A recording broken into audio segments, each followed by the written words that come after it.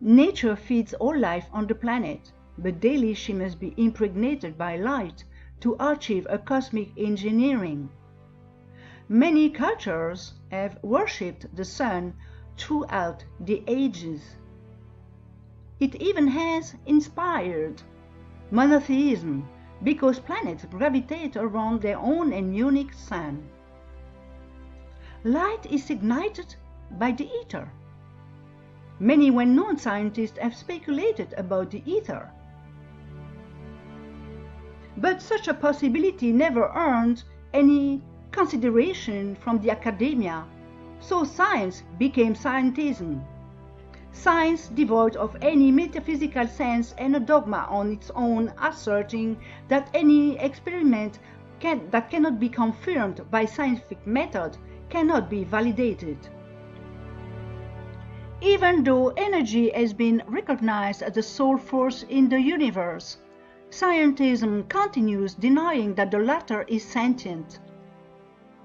Mainstream science keeps ignoring the subject because it wants to impose a doctrine teaching man that he is above nature, all of which gave materialism an extra dimension. Man was finally free to behave as it pleased him and follow the pursuit of subduing nature to his will, he thought. Earth embodies all nurturing principles in our reality, and light is the male principle. Matter is the female principle, which is why God is referred to He in all monotheistic doctrines. Without light, Earth cannot be. Nature is thus composed of both light and matter. From this esoteric mating process emanates natural laws which are immutable and incorruptible. They symbolize the absolute truth because these laws are key to decipher the endless unfolding of the cosmic programming.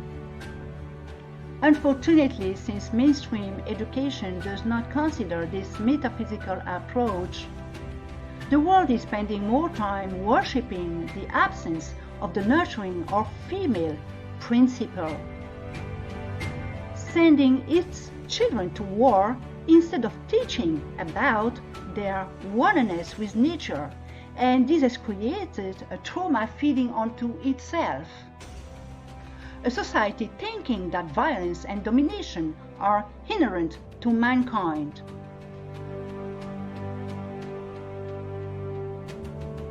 But if we look at all the scientific fields shaping our perceptions today, like the chemical, weaponry, biotech industry, big pharma, technology, monetarism, we ought to admit that we have huge issues weighing on our conscience.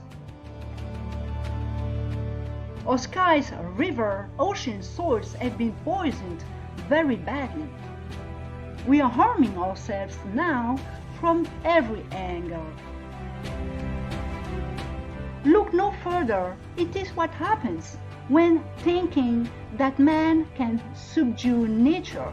Today the Greens think that we can fix nature by pouring more billions of dollars into the economy, while all it takes is a change of mindset first.